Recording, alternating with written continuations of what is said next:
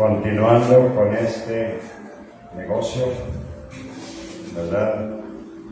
Le hemos titulado Desglose del arrebatamiento. Y llevamos apenas un tema que le titulamos, ¿recuerda cómo le titulamos ayer? El Señor mismo. Es Primera Tesalonicenses 4, sí, 16 y 17. Gloria a Dios. ¿Estamos? Sí. Lo volvemos a leer juntos. 2 versículos. Juntos, hermano. Ahí estamos. Para que también usted lea, se una a la voz. Vamos a ir de mi parte despacio para que podamos participar todos juntos. Dice así: porque el Señor mismo, con voz de mando, con voz de arcángel y con trompeta de Dios, descenderá del cielo, y los muertos en Cristo resucitarán primero. Luego nosotros, los que vivimos, los que hayamos quedado, seremos arrebatados juntamente con ellos en las nubes para recibir al Señor en el aire, y así estaremos siempre con el Señor. Puede sentarse, puede acomodarse usted allí en su asiento que ha escogido, ¿verdad? Y bueno, vemos que no es de ahorita, usted ya tiene mucho tiempo en ese lugar, en ese sitio, allí usted, y qué bueno, ¿verdad? Que pues hasta cierto punto no se ha llenado aquí para que de repente le ganen el lugar, tenga que buscar otro. Qué bueno que siempre llega y ahí está su lugar. Aunque no nos molestaría si se llenara, no importa que estuviéramos parados nosotros y los nuevos que vinieran y se sentaran. Muy bien, bendito es el Señor. Seguimos entonces, hermano, con el asunto. Segunda venida de Jesucristo, ese es el asunto. El tema total es el arrebatamiento. Y el título de la parte que corresponde hoy es Con voz de mando. Ahí vamos, hoy en la segunda palabra de fe que predicamos de esto, y se titula Con voz de mando. Aleluya, aleluya, aleluya. Bien. ¿Qué entiende usted por mando?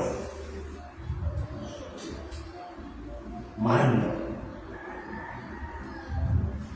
Yo creo que usted lo entiende porque usted, como jefe de familia, más de alguna vez manda, ordena. ¿Por qué razón? Porque siente usted que tiene la facultad, y en esa facultad se da cuenta usted que tiene potestad, y potestad es poderío, poder para llevar a cabo la realización de las cosas. Así que, si se da cuenta usted que sabe lo que es tener mando. Jesucristo en la segunda venida próxima, que es el asunto que nos ocupa en este tema del arrebatamiento, nos damos cuenta y venimos observando que Jesucristo el Señor, San Pablo siendo inspirado por el Espíritu de Dios, escribió, llevó a cabo la letra y dice que Jesucristo viene con voz de mando. También viene con voz de arcángel y también viene con voz de trompeta de Dios. Bien, hoy nada más estaremos mirando que Jesucristo en su segunda venida, Él va a utilizar la voz de mando que tiene, y veamos San Mateo capítulo 28. El versículo número 16 al versículo 18 dice la palabra santa del Señor de la siguiente forma, y tiempo aquí. Voy a leer. Pero los 11 discípulos, se fueron a Galilea, al monte donde Jesús les había ordenado. Y cuando le vieron, le adoraron, pero algunos dudaban. Y Jesús se acercó y les habló diciendo: toda potestad me es dada en el cielo y en la tierra. Aleluya. Bendito Dios. Retomando entonces esto que hemos leído, vamos tomando en consideración que Jesucristo estaba próximo a la ascensión. Ya había pasado su sacrificio cruento en la cruz del Calvario, ya había sido sepultado, ya había resucitado y ya estaban cumpliéndose los 40 días después de la resurrección para el tiempo de la ascensión, para subir arriba, irse al tercer cielo y sentarse donde nunca ha dejado su trono, donde siempre ha estado Él allí. Por eso Él dice: el cielo es el trono de mi gloria. Pero como es el Todopoderoso y es el Omnipresente, Él puede estar con su poderío en todo lugar, al mismo tiempo, a la misma hora.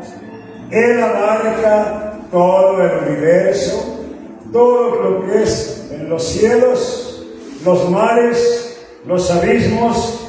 Él es omnipresente por excelencia. Entonces, leímos el versículo 16. ¿Con cuántos discípulos el Señor estaba allí próximo a la ascensión, próximo al levantamiento de su cuerpo, y iba a ser visto hasta el primer cielo, y de allí para allá ni el segundo ni el tercer cielo? Los que estaban humanamente hablando allí, esperando su partida, su regreso al cielo de gloria, que vuelvo a repetir, aunque nunca lo ha dejado, porque el Señor es el Espíritu Santo y Eterno. Así que dice que los 11 discípulos se fueron a Galilea, al monte donde Jesús les había ordenado. ¿Qué no eran 12 discípulos? ¿Qué San Mateo 10 no dice que eran 12 discípulos? Contestamos sí o amén. Bien. Pero ¿por qué notamos ahorita, observando la Escritura, que dice: pero los 11 discípulos Si eran 12 primeramente, lo que acontece es que aquí ya no estaba Judas Iscariote. Cuando hablemos nosotros de Judas, acordémonos siempre de que en el grupo de los 12 andaban dos de nombre propio Judas, pero uno era Iscariote y el otro era el hermano del Señor en cuanto a la carne. Tadeo, Judas Tadeo. No los confundamos tampoco, porque la Biblia es bien importante conocer de qué personaje habla en tal o en cual lugar u ocasión. Ya no estaba Judas Iscariote. Él ya dice la palabra que se había ido al lugar que él mismo escogió. Ya había realizado el acto, un capítulo antes, Mateo 27, había realizado el acto de arrojar las 30 monedas de plata allá en el templo, cuando fue a hablar con los principales sacerdotes y les dijo: oigan, yo me he equivocado, he cometido pecado entregando sangre inocente. ¿Y qué le contestaron los principales sacerdotes? Allá tú, ¿qué nos importa a nosotros el actuar tuyo, que hayas hecho eso? Si te equivocaste es tu problema. Y arrojó las 30 monedas de plata, precio de la preciada. Que él lo tasó, él le puso tal precio, después de haber oído a los sacerdotes: te damos 30 monedas de plata, correcto, las acepto. Él dijo: lo valoro en 30 monedas de plata, lo apruebo, y esas fue las que le dieron, y esas fue las que fue, y tiró en el templo. Ahí lo de plata le dije, San Mateo 27, no lo voy a leer para no desviarme mucho del tema y tener que volver a él, pero ahí está escrito, y seguimos en Mateo 28. Es la razón por la cual estaban 11 discípulos. Pero esos 11 discípulos, uno menos de los 12, ya le dije quién no estaba ya, dice: y cuando le vieron a ese monte donde él les mandó que se fueran, que fue al monte de los Olivos, a un costado de Jerusalén, camino de un día de reposo, dice: cuando le vieron, le adoraron. ¿Cuántos eran? 11. Le adoraron los 11, hay un punto y coma, pero luego algo se denota, dice: pero algunos dudaban. Oigan, de un grupo de 11, todos supuestamente eran adoradores de Dios, eran personas de carne y sangre que entendían que Dios debe de ser adorado en espíritu y en verdad, porque el Señor todavía sigue buscando adoradores que lo hagan de esa manera. Repito, en espíritu y en verdad. Algunos dudaban, pero de esos 11 adoradores, algunos dudaban. ¿Y qué es lo que dudaban? ¿Qué dudaban del Señor? ¿Será Él o no será? ¿Estaremos adorando lo que se debe o hacemos una adoración equívoca?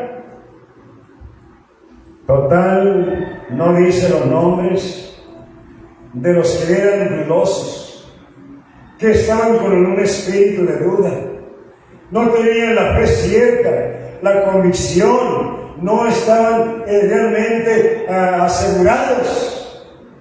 ¿Quiénes eran?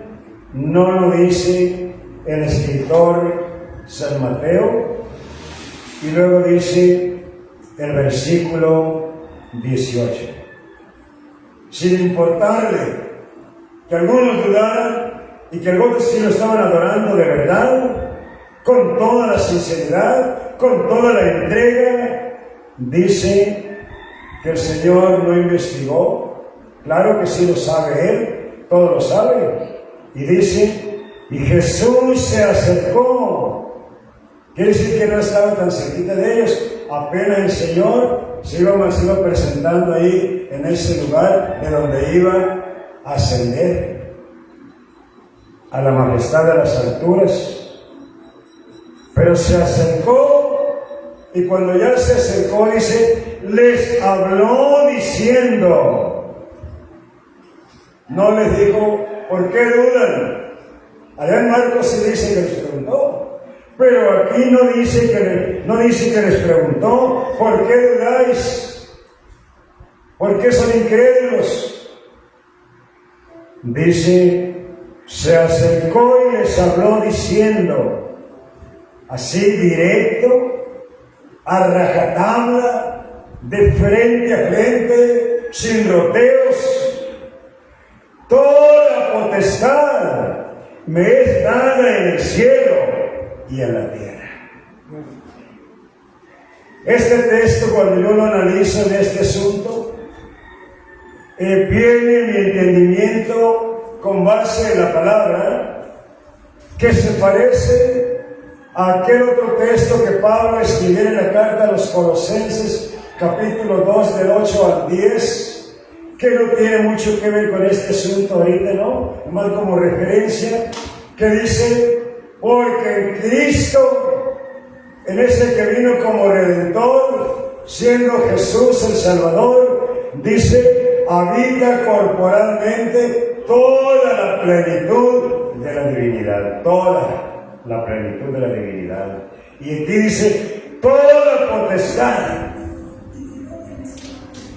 Y algunos dicen, algunos líderes religiosos inmediatamente, para hacer valer una Trinidad inventada en el año 325 en el Concilio de Nicea, Italia, con su capital Roma, sacan que aquí el Señor estaba siendo inferior a otro ser.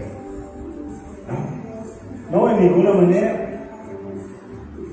Porque cuando leemos nosotros, tanto allá en Colosenses 2, del 8 al 10, o aquí en Mateo 28, 18, Jesucristo dijo, no sé si lo tenga con letras rojas, pero este sí lo tiene con rojas, y dice que son las palabras de Jesús en el tiempo de su ministerio en la tierra. Dice, toda potestad me es dada. Ya ve, alguien le dio la potestad.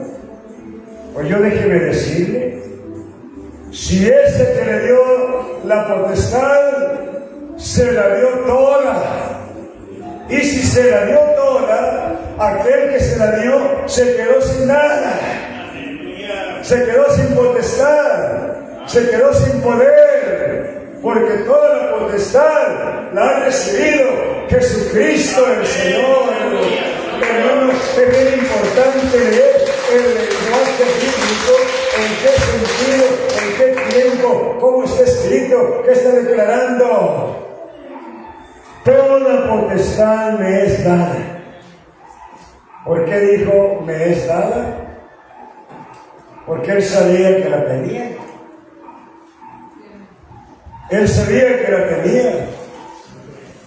Él la tenía porque Él es el alfa, es la omega, es el principio, es el fin y es el todopoderoso. Que al final, ya para terminar el mensaje, vamos a ver esa porción bíblica allá en el Apocalipsis, pero espérenme, déjenme caminar por la palabra para no adelantarme.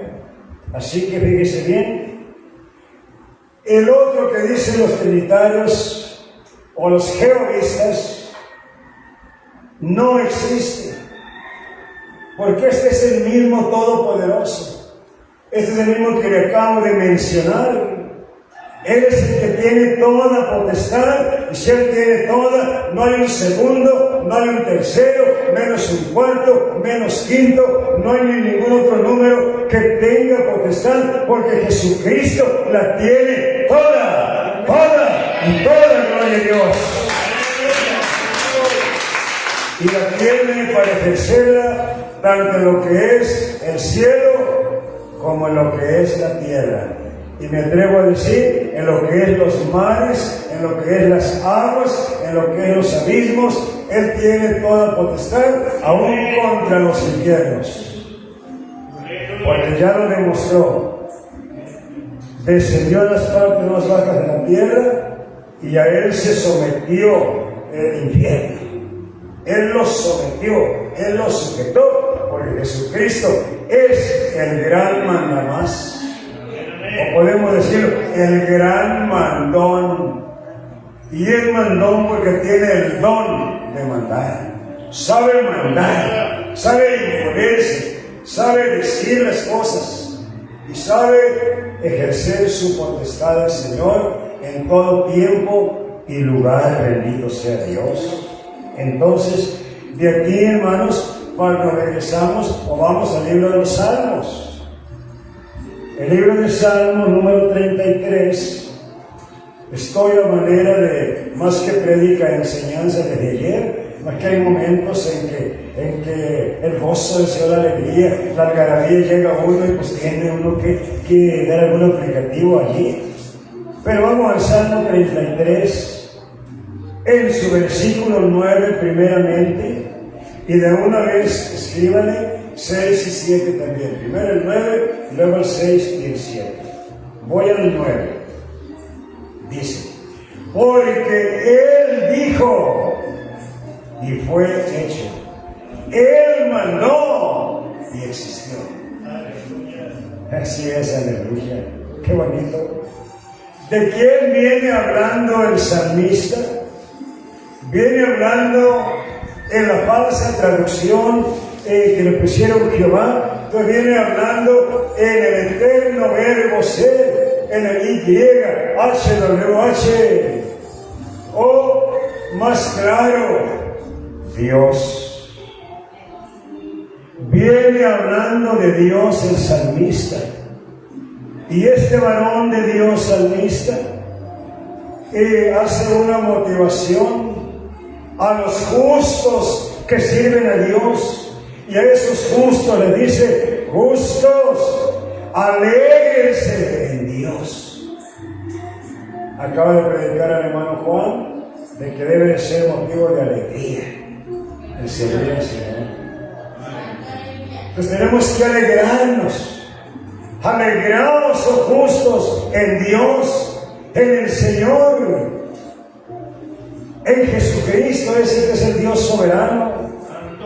Dice, alegraos, oh justos, en Dios.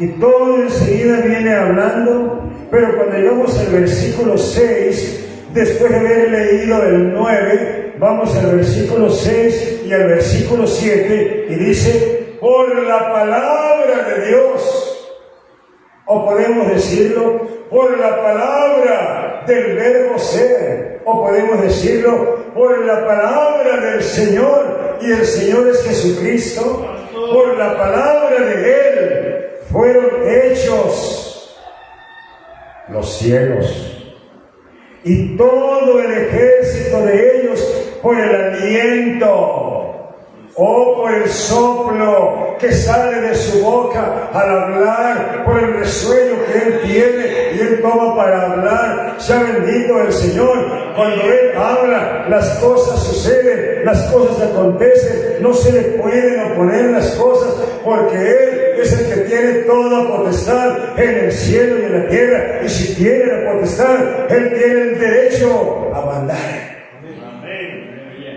Así que Él viene con voz de mando. Vea que no viene cualquier Jesús.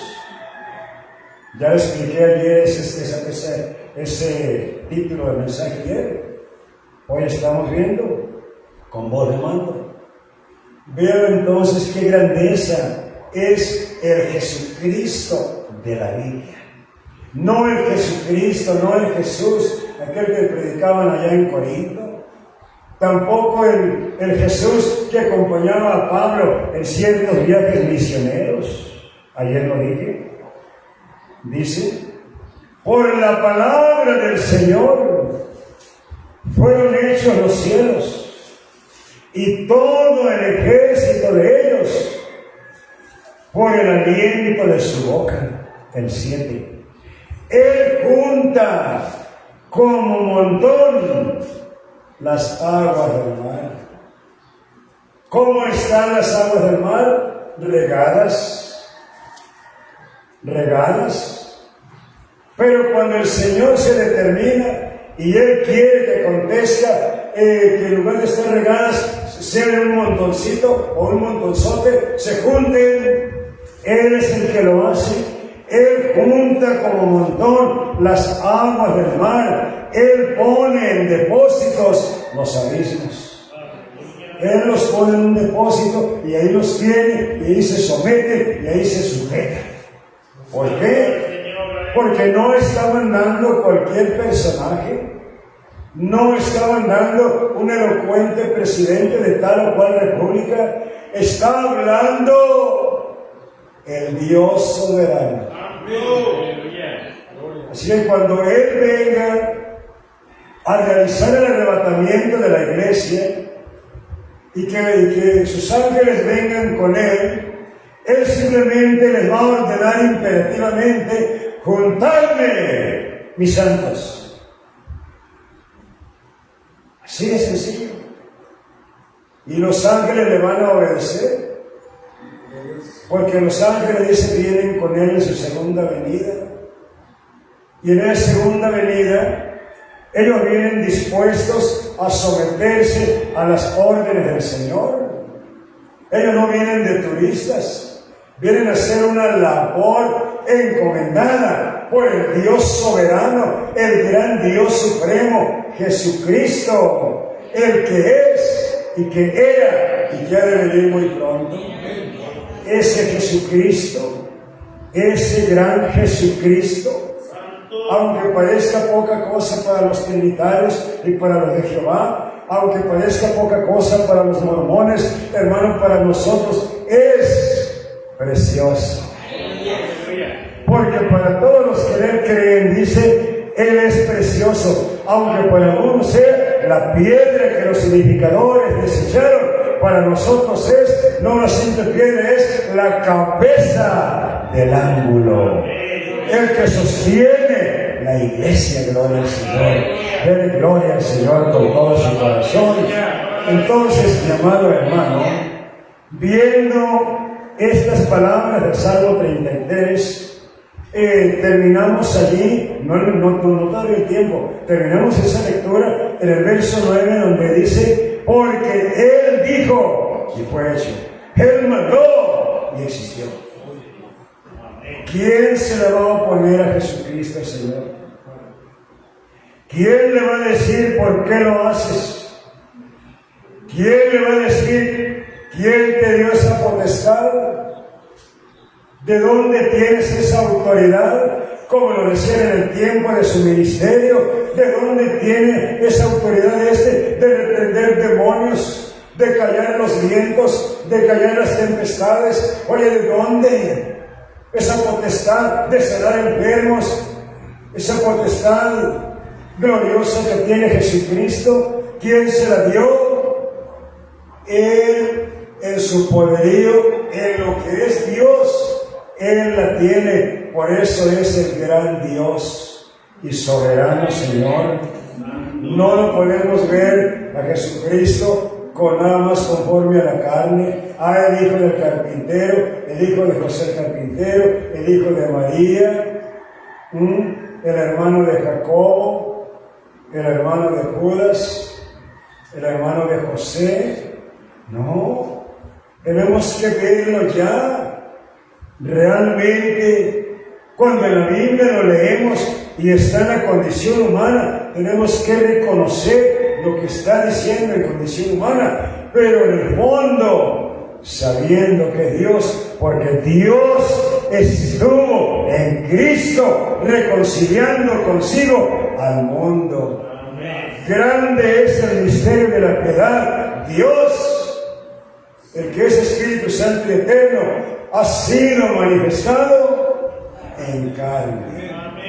Así que es maravilloso esta forma de sana doctrina, apegarnos a la Biblia, apegarnos a la palabra y no salirnos del orden que tiene establecido el Espíritu Santo de Dios, porque la palabra fue traída no por la voluntad humana, sino que los santos hombres de Dios hablaron siendo inspirados y escribieron también por el Espíritu Santo. Sopló en ellos, es el Ruach, es el Neuma, sopló en ellos y ahora tenemos la bendita palabra de Dios en todos los idiomas que se manejan en la tierra. Entonces, ¿qué es lo que hace el Señor? Él manda y las cosas suceden. Él ordena y las cosas son. ¿No le queda a usted ninguna duda? Él manda los vientos, manda las aguas, manda las tempestades. Y para corroborarlo un poquito más, vaya conmigo a San Mateo capítulo 8. Tercera porción bíblica que vemos ahí. San Mateo capítulo 8. Bendecimos al Señor. 8 de San Mateo. Y dice en el versículo 23 al número 27. Dice así: y entrando él, Jesús, dice el versículo 22, y entrando él en la barca, sus discípulos le siguieron. Aquí eran todavía los 12, aquí en esta lectura bíblica, eran los 12, no pienso que eran 11, eran los 12 todavía, porque andaba Judas Iscariote ahí con ellos. Eran los 12, en esta lectura, no es que se me contradiga de la otra, no, yo explico la lectura que estamos observando, porque vamos caminando en el mensaje. Y he aquí que se levantó en el mar una tempestad tan grande que las olas cubrían la barca, pero él, Jesucristo, él dormía, estaba en la condición de hombre, de humano. Y vinieron sus discípulos y le despertaron diciendo: Señor, sálvanos, que perecemos, que nos morimos. Él les dijo: ¿por qué teméis, hombres de poca fe? Entonces, levantándose de donde estaba recostado, levantándose, reprendió a los vientos y al mar. Se les habló con una autoridad reprensiva. No les habló con un cariño, no. Sabía hablar con cariño, pero sabía hablar con autoridad, tanto en un aspecto como en otro. Dice: entonces, levantándose, reprendió a los vientos y al mar, y se hizo grande bonanza, grande quietud.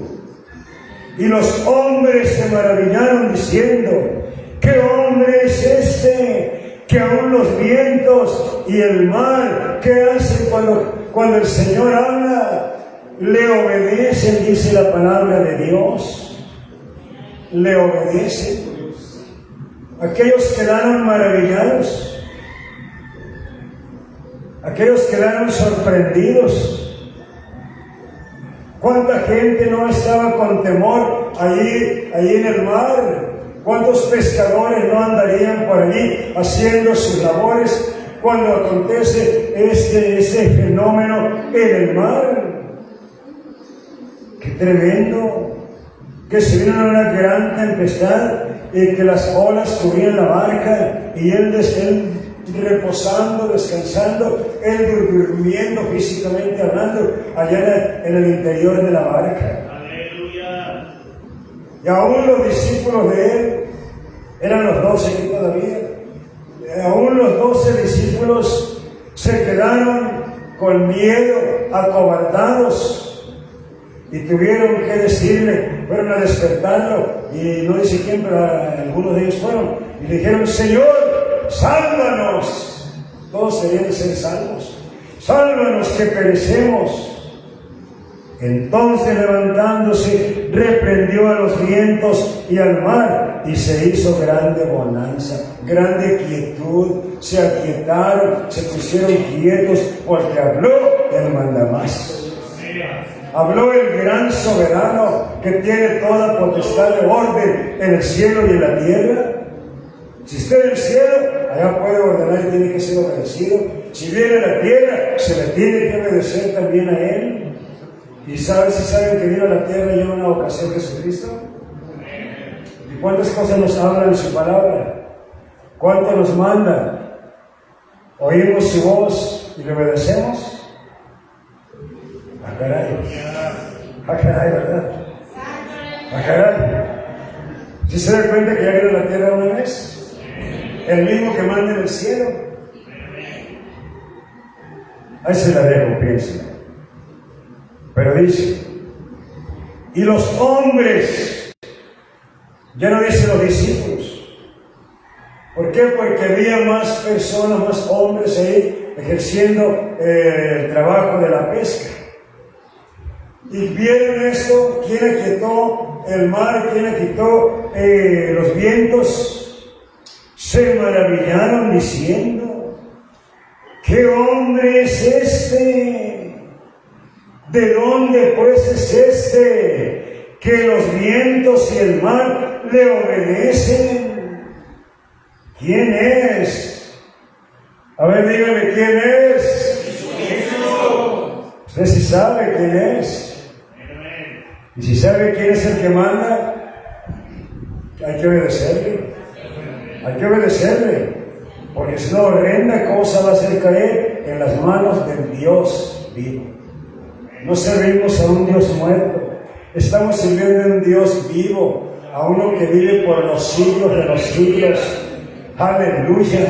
Y entonces hay que tener cuidado, porque si aplicamos esto predicativamente, lo que está diciéndonos, que veamos lo que Él nos ha estado mandando y cómo allá las gentes aquí se maravillaron, los discípulos acobardados, pero Jesucristo no es para tenerle cobardía, Jesucristo es para obedecerle, oír su voz y obedecerle. Y diga amén, gloria a Dios.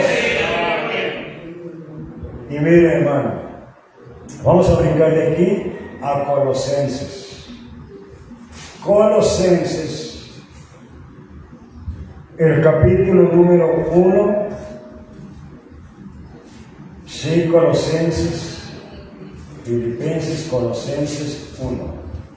En el 1, por favor. Versículo 12 al 17. Ya sabe que Él manda y son las cosas. Él ordena y hay que obedecerle. Así que tengamos una plena seguridad. Antes de leer, déjeme decirle.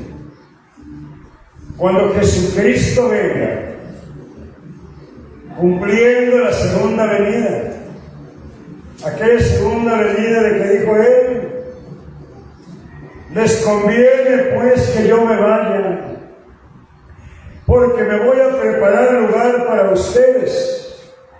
Y cuando yo haya preparado el lugar allá en la casa de mi Padre, en la gloria divina, yo voy a venir y los voy a tomar a mí mismo. O sea, ustedes son míos, los voy a tomar a mí mismo para que donde yo estoy, ustedes también estén.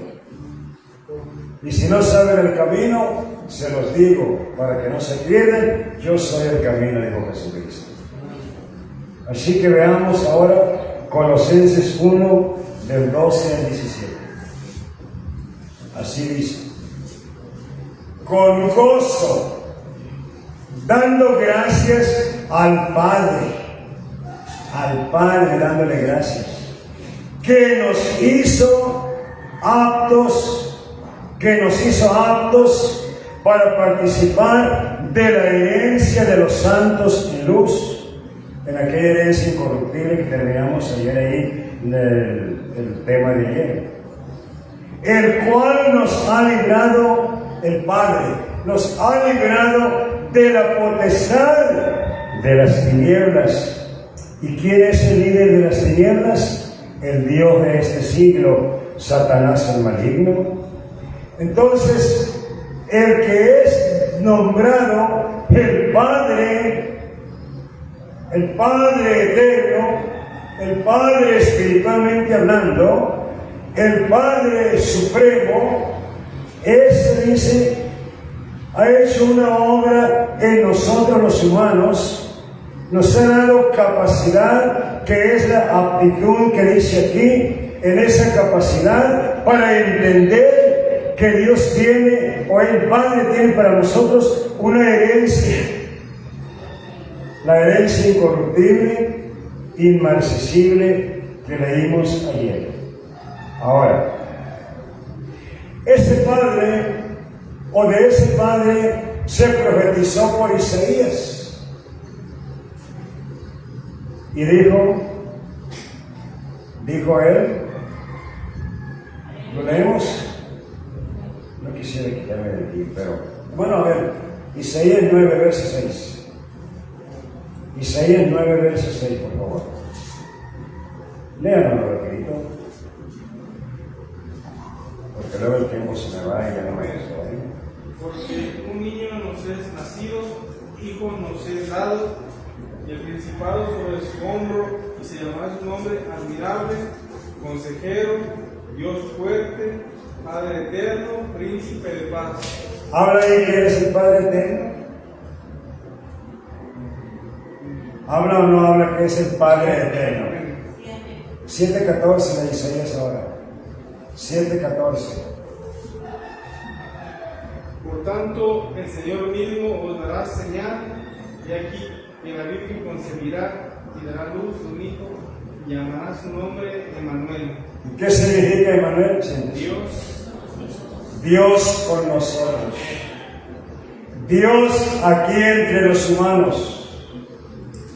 El Dios que es Espíritu Santo y eterno, habitando en la tierra con la creación humana, con la creación material, siendo el Ser Supremo, el Dios que es Espíritu.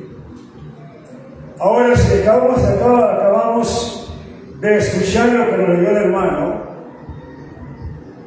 dice que ese hijo de la Virgen que lo iba a concebir. Muy bien. Se le iba a llamar a él Emmanuel. ¿Y qué significa? Dios con nosotros, Dios aquí. Pero San Pablo, volviendo aquí a los Colosenses, que yo no me quité de ahí, San Pablo está diciéndole, los de Colosia eran una iglesia de la línea gentil, no eran judíos.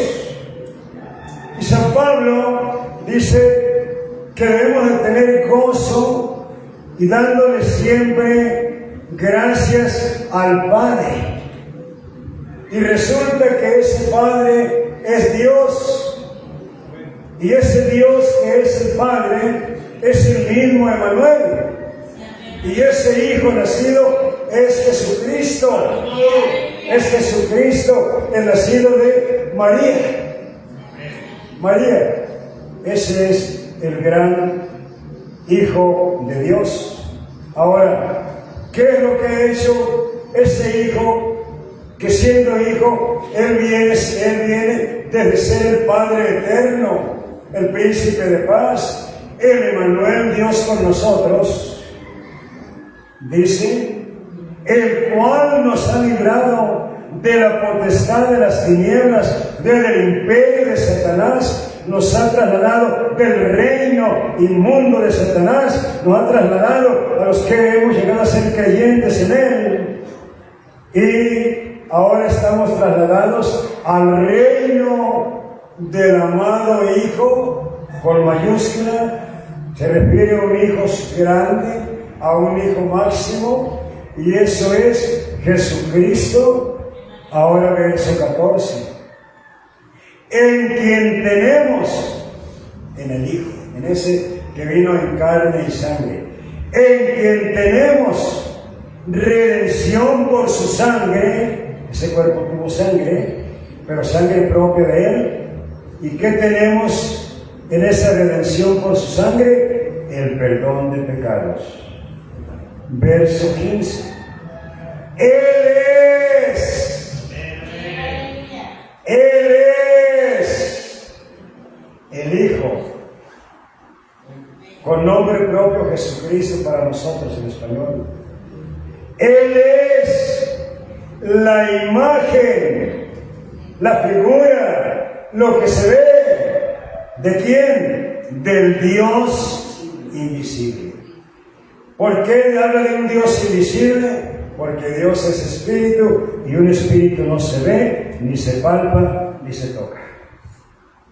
Siendo así, para poder ser visto, para poder ser palpado, para poder observarlo, verlo, conocerlo, que ya lo conocieron las tierras de Palestina, Él es la imagen del Dios invisible, pero es también el primogénito de toda creación.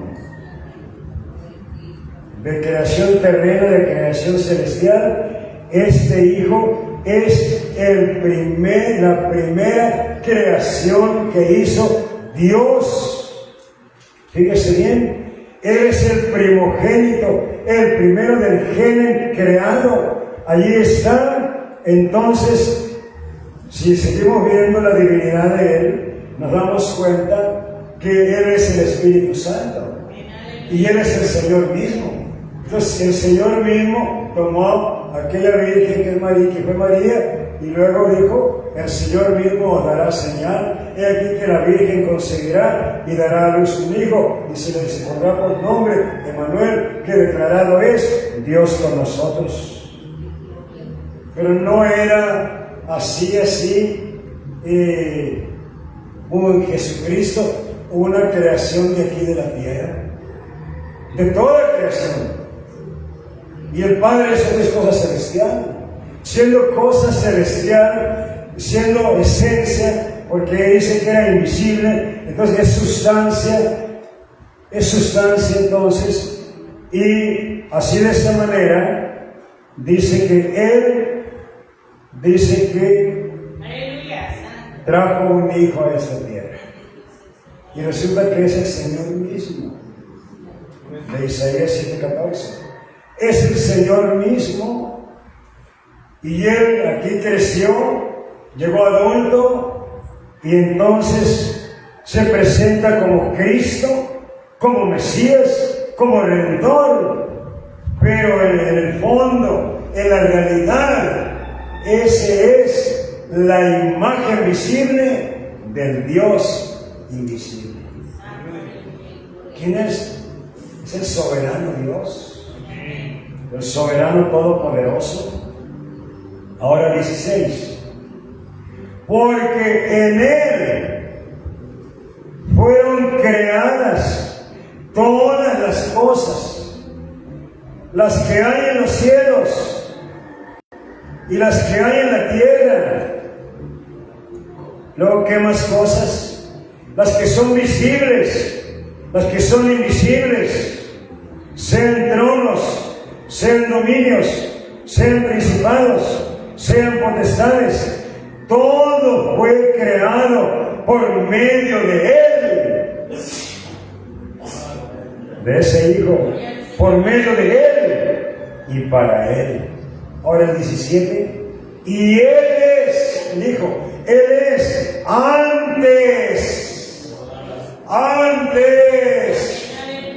de todas las cosas. El primer ser que se menciona excelente es Dios. Es Dios. Pero en la condición de Hijo, el Dios, el Padre manifestado en la tierra en carne y tomando una condición de Hijo al nacer de mujer, no engendrado por naturaleza biológica humana, sino por el Espíritu Santo, que es el Señor mismo. Él se engendró a sí mismo, Él se formó en María, Él mismo por sí. Y entonces dice que Él tiene una potestad tremenda, porque dice que todas las cosas en Él fueron creadas. Si leemos un versículo de Juan capítulo 1, ahí Juan dice: todas las cosas por Él fueron hechas. Y sin Él, nada de lo que ha sido hecho fue hecho. Si no hubiera existido el Hijo, que es el título de Hijo, a ver, es Juan 1, para que lo use por ahí, Juan 1. Si no hubiera existido el Hijo, no hubiera habido creación, porque todo lo creado ha sido en Él, y Él es el primogénito de toda creación. Y entonces vemos nosotros que el ser máximo que se menciona es Dios. Es el primer ser que se menciona. Entonces, ese ser es Jesucristo. Por eso no tenemos que verlo conforme a la carne nada más. ¿Por qué? Porque Él es el Dios soberano. Cuando hay que verlo en la carne, hay que mirarlo en la carne. Y cuando hay que verlo en la condición de Dios, porque Él es, Él cubrió esa deidad con ese cuerpo. Dios estaba en Cristo reconciliando consigo mismo a la humanidad, no tomándoles en cuenta sus pecados. Entonces, ¿a Él se sujetan qué cosa? Las cosas que Él mismo ha creado en los cielos, en la tierra, las cosas visibles, las cosas invisibles, sean tronos, sean dominios, sean principados, sean potestades, todo fue creado por medio de Él y para Él. Y Él es antes de todas las cosas, y todas las cosas en Él subsisten. Quiere decir que si Él no hubiera existido, nada hubiera existido. Entonces, ¿quién le dio la existencia a Él? Él es la existencia eterna. Él es. ¡Qué grandeza en Jesucristo! ¡Qué bendición, hermanos amados! Yo encuentro el poder observar en Jesucristo realmente lo que Él es. El que está dormido de gloria a Dios. No, aquí despertó. Aquí despertó. Nomás estaba dormidito, pero ya despertó. Ya. Así que gloria al Señor, gloria a Dios, ¿verdad? Usado, póngase listo, porque esta es la palabra tremenda. Ya esta es doctrina muy profunda. Ya es palabra, ya para gente que ya no quiere chuponcitos. No hay chuponcito con miel. No, hombre, ya quieren un pescadote de esos espinosos ahí para darse vuelo ahí quitándole las espinas y sacándole la caramita. Ya gente con madurez. ¿Cuántos demonios? ¿Cuántos millones de seres enfrentar a Él? No. Acuérdense que la vida de Cristo también tiene intervención el arcángel Miguel. Ya llegaremos allá. Ya llegaremos. Entonces estamos con voz de mando. Con voz de autoridad irrevocable, con voz de autoridad que nadie se le puede oponer. A Él se le tiene que obedecer, porque al nombre de Jesucristo se dobla toda rodilla. ¿En dónde? De los que están y en la tierra y en las aguas debajo de ellas, y toda lengua, todo lenguaje, todo idioma debe de conocer que Jesucristo es el Señor. Y dele palma y dele palma de Dios.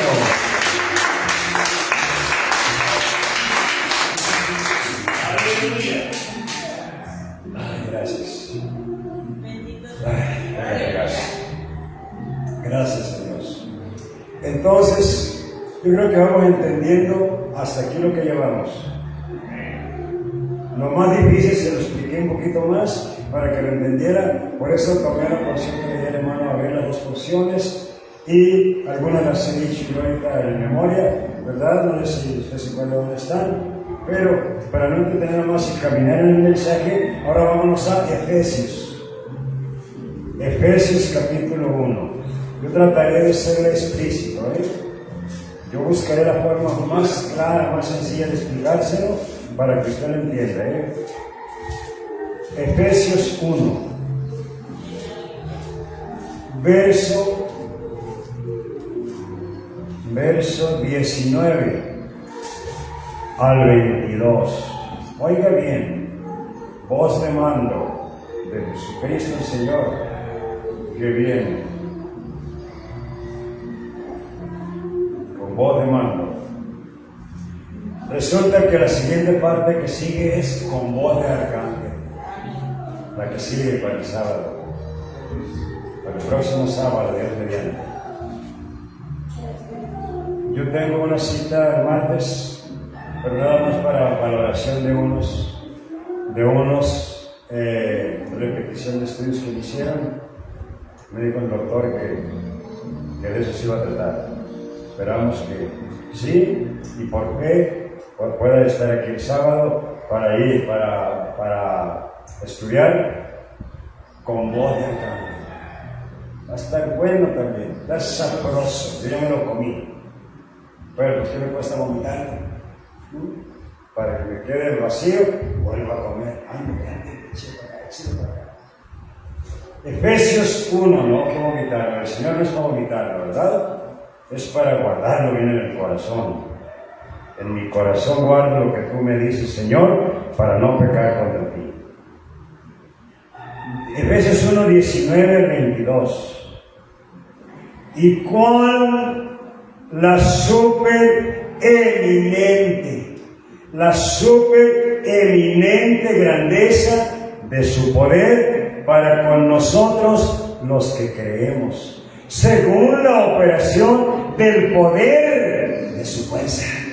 Oiga bien, como es el Señor, la cual operó en Cristo, resucitándole de los muertos y sentándole a su diestra en los lugares celestiales, sobre todo principado y autoridad y poder y señorío, y sobre todo nombre que se nombra no solo en este siglo, sino también en el venidero.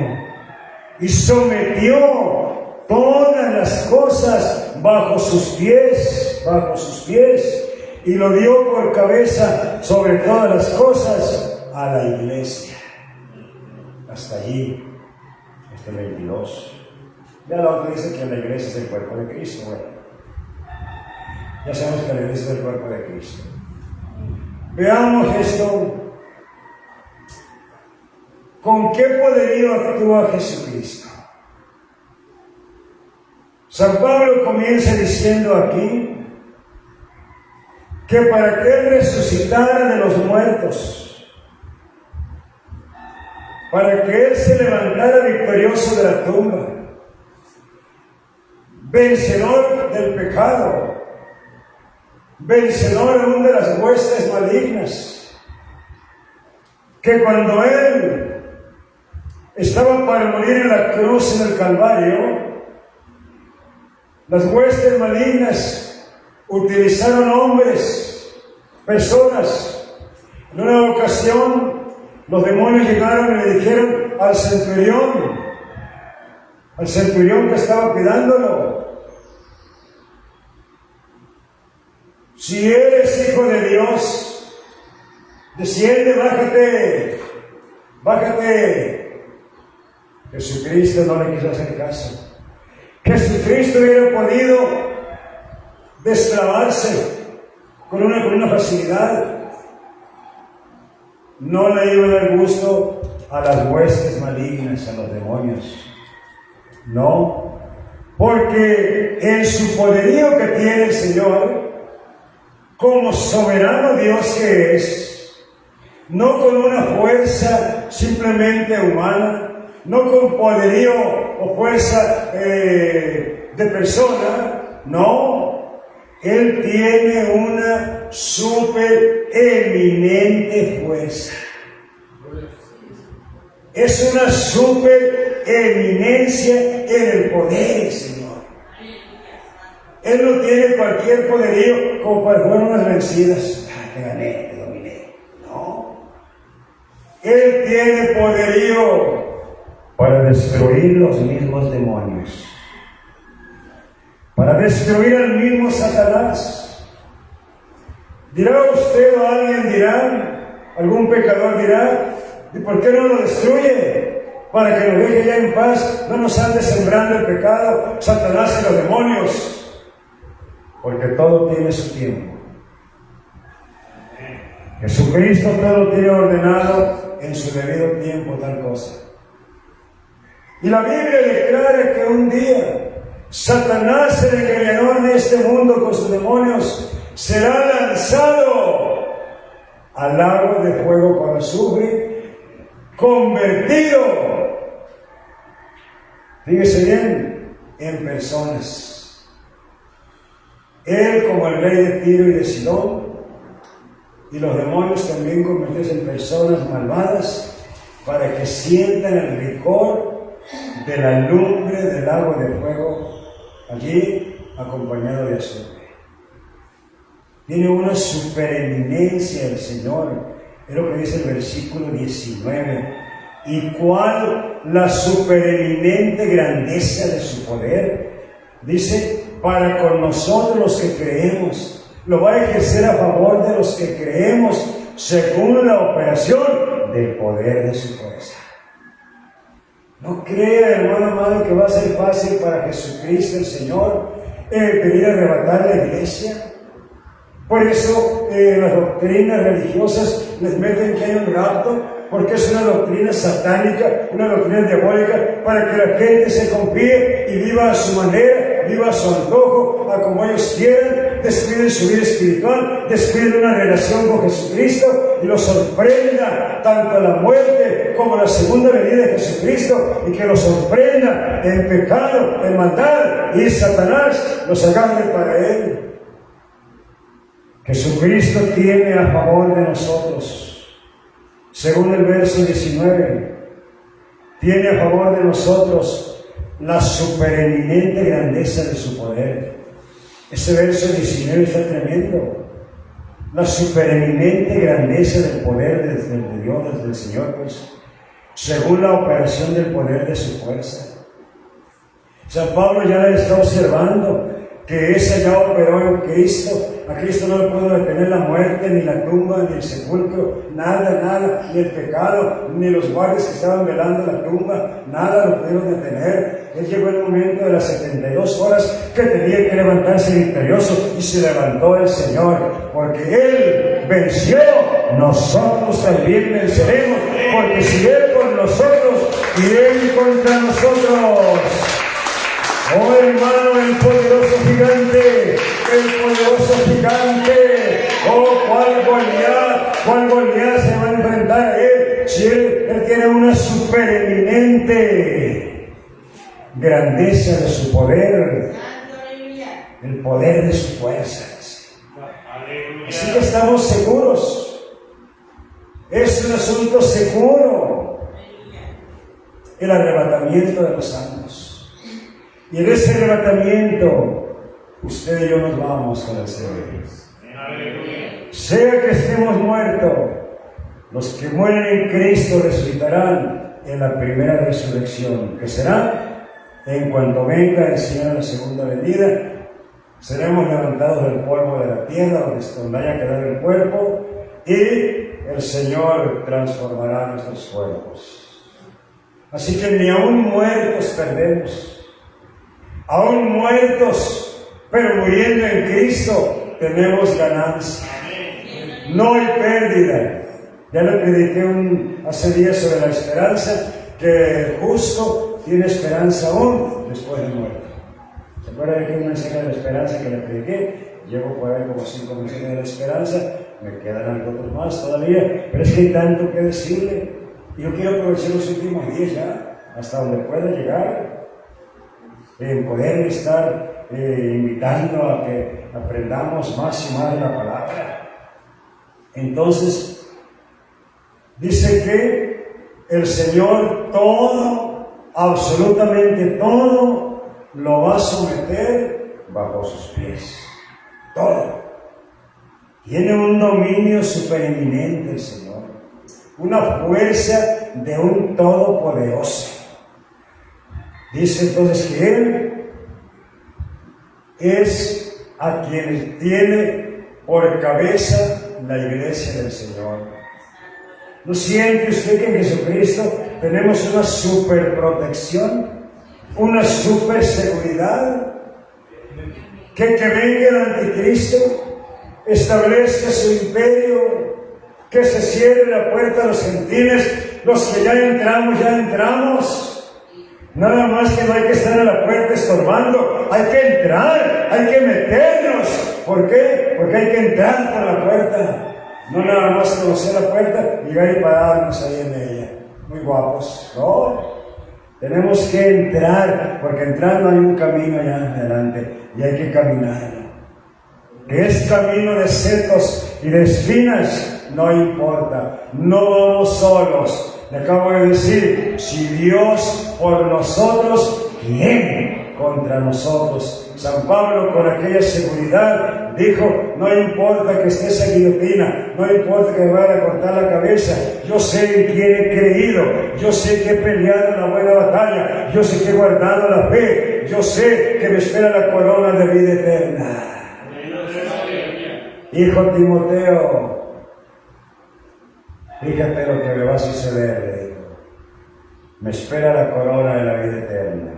Y no solamente a mí, sino también a todos aquellos que aman la segunda venida del Señor Jesucristo. Así que, hermano, vayamos al libro de Apocalipsis para darle un cerrón a esto. Apocalipsis 1, lo que dije hace ratito, que al final no hay nosotros. 1 del 5 al 8. Apocalipsis 1 del 5 al 8. Se lo voy a leer, del 5 al 8. Dice, y de Jesucristo, el testigo fiel. Dice, ¿qué tipo de testigo tenemos? Fiel. Y Él es fiel a sus promesas. Él es fiel a lo que ordena. Él es fiel a la protección que nos va a dar. Hace rato se leyó, ¿verdad? El que habita el abrigo del Altísimo morará bajo la sombra del Omnipotente. Dice que Jesucristo, el testigo fiel, es el primogénito de los muertos. Es el soberano de los que serán reyes en la tierra. Será la iglesia. Al que nos amó y nos lavó, dice que es Jesucristo, y nos lavó de nuestros pecados con su sangre, y nos hizo proféticamente ya reyes y sacerdotes para Dios, su Padre. A Él sea gloria e imperio por los siglos de los siglos. ¿Desde cuándo tiene el poder? ¿Desde cuándo tiene el imperio de la muerte? Desde antes de morir Él tenía el imperio de la muerte. Él iba a vencer a la muerte. Él podía no haber ido a la cruz del Calvario. Fue porque era menester, no había otro santo, otro justo que pagara el precio por la humanidad y alcanzar la redención. Así que dice, y nos hizo reyes y sacerdotes para Dios su Padre. A Él sea gloria e imperio por los siglos de los siglos. ¿Cuándo empezaría el primer siglo? Ese primer siglo trajo siglos, y los siglos del siglo trajeron siglos de los siglos.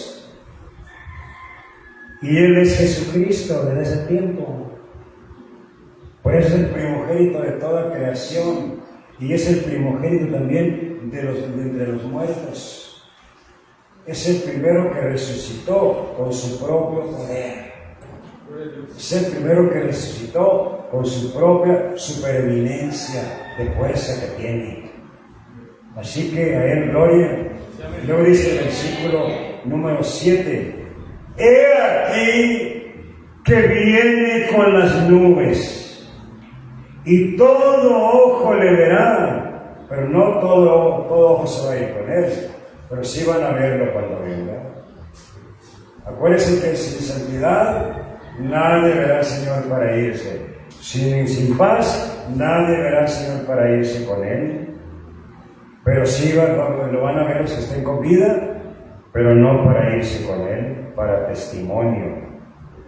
Entonces dice, he aquí que viene con las nubes, y todo ojo le verá, y los que le traspasaron, y todos los linajes de la tierra harán lamentación por él. Sí, amén.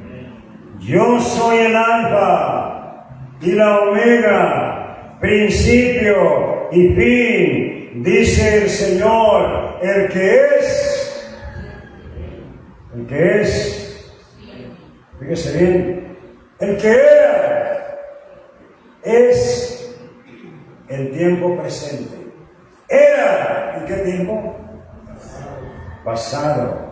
¿Y quiere venir? ¿En tiempo? Futuro. Él es por los siglos de los siglos. Este Jesucristo no es cualquier cosa, ni estémoslo viendo ahí como cualquier muñeco, como cualquier gran héroe. Jesucristo es el supremo Dios. Y firma al final, el Todopoderoso. Si es el Todopoderoso, Él ya era. Desde antiguamente Él ya era. ¿Desde cuándo es Jesucristo? Por los siglos de los siglos. Que no lo había manifestado porque tenía que llegar el tiempo, vuelvo a repetirlo, todo tiene su tiempo en Dios. Cuando llegó el cumplimiento del tiempo, dice, Dios envió a su Hijo, nacido de mujer, hecho súbdito a la ley, para salvación de toda la humanidad. Llegó el tiempo y el Señor mismo buscó una mujer virgen, no engendró con cromosomas humanos, engendró con su poder, con su supereminente gracia y fuerza que tiene. Allí María se dispuso, he aquí la sierva del Señor, hágase conmigo conforme a tu voluntad. Y fue hecho, porque el Señor manda y Él echa las cosas. Él ordena y se lo obedece.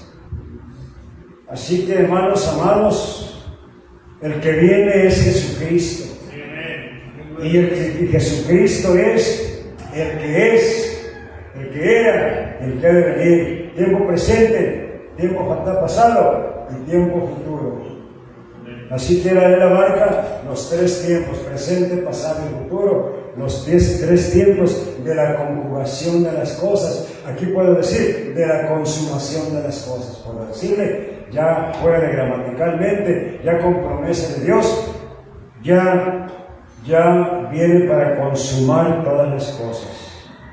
¿Entiende usted que Él nos ha hecho proféticamente reyes y sacerdotes, que reinaremos sobre este mundo 1000 años y el Señor no se va hasta el juicio final y se lleva a la iglesia a la eternidad y ya no en un cuerpo transformado, en un cuerpo glorificado, en personas que seremos puros espíritus?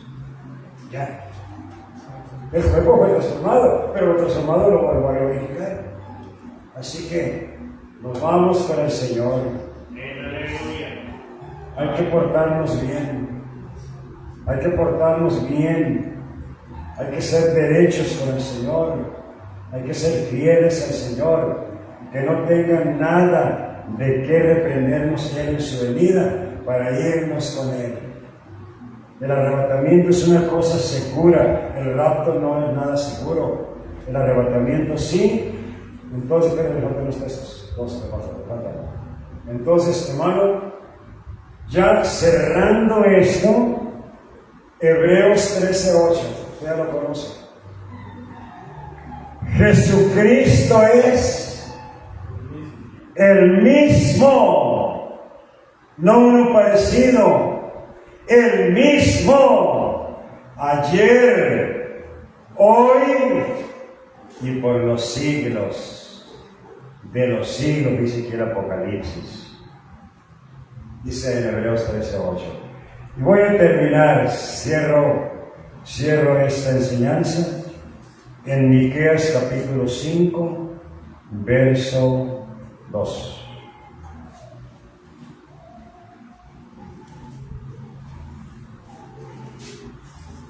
Miqueas capítulo 5, verso 2, por favor. 5:2, hermanos. Mientras haya, escúcheme ahí con su oído. O sea, está buscando, escúcheme. Esta expresión, voz de mando, de Jesucristo cuando viene a hacer el arrebatamiento, la Biblia completa, la concordancia completa la marca 1360 veces. Imagínense cuántas veces, para ver las 1360 veces que habla de que con voz de mando viene, solamente le mostré una enseñanza ahorita. Claro que es entendible. Miqueas 5:2 y 3 dice: pero tú, Belén Efrata, pequeña para estar entre las familias de Judá, de ti me saldrá el que será Señor en Israel.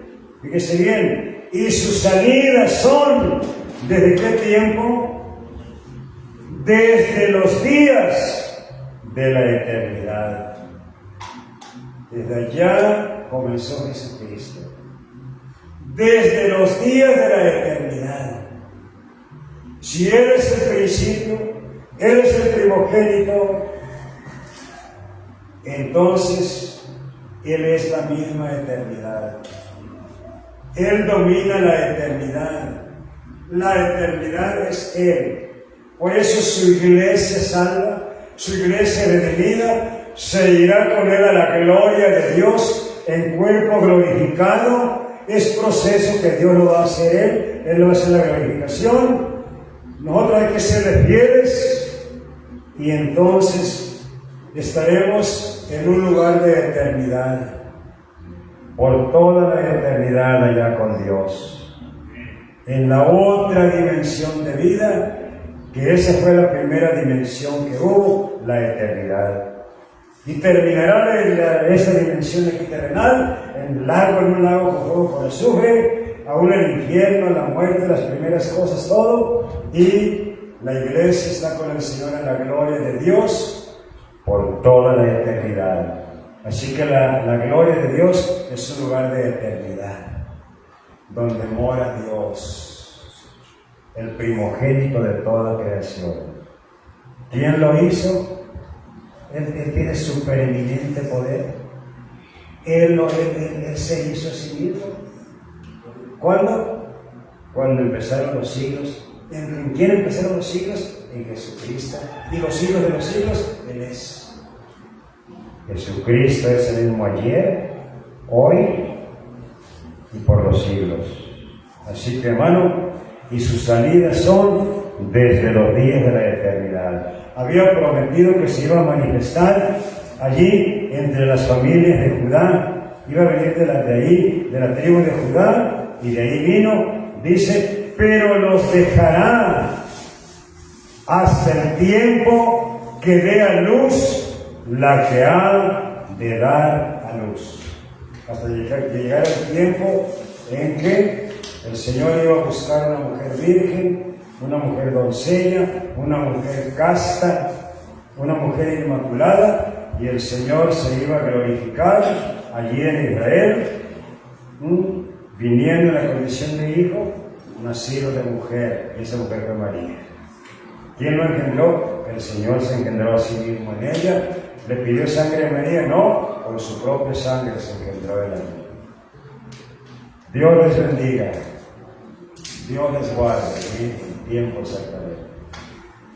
Dios les bendiga, Dios les guarde, y Yo creo que lo siguiente que entramos, próximo sábado, a ver, déjenme ver si es esto sí con 1 Tesalonicenses 4:16. Ya terminé.